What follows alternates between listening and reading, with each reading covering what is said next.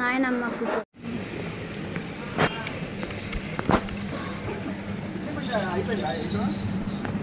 అడిగి పంపించామని చెబుతున్నానే.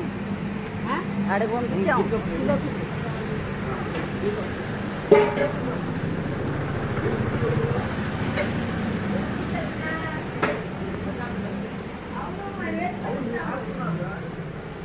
గుమ్మాలకి తోరణాలు అయితే కట్టాము.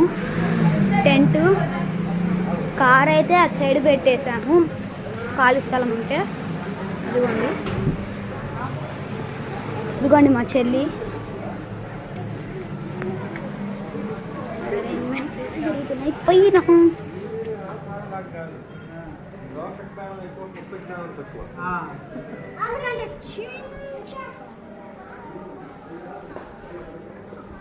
ఇదిగోండి